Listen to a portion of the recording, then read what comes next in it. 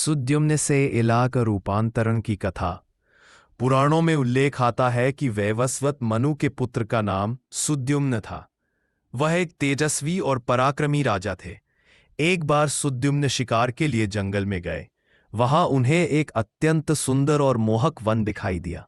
यह वास्तव में शंकर जी और पार्वती जी का विहार स्थान था। भगवान शिव और माता पार्वती ने उस वन के लिए यह नियम बना दिया था कि जो भी पुरुष इस वन में प्रवेश करेगा वह स्त्री में परिवर्तित हो जाएगा। सुद्युम्न को यह बात जात नहीं थी। जैसे ही वे उस वन में पहुंचे वे तुरंत एक स्त्री में बदल गए।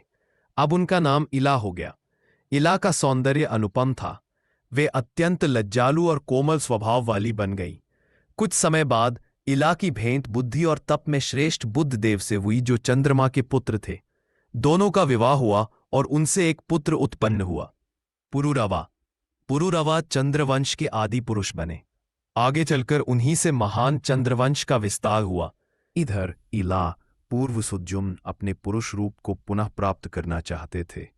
देवताओं और ऋषियों की प्रार्थना पर भगवान शिव और पार्वती ने उन्हें वरदान दिया कि तुम कभी पुरुष और कभी स्त्री रूप में रह सकोगे।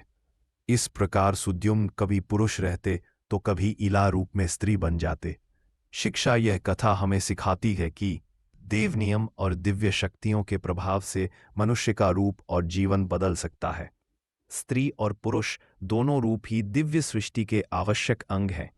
इला और बुद्ध से उत्पन्न पुरुरवा के कारण ही चंद्रवंश की परंपरा प्रारंभ हुई।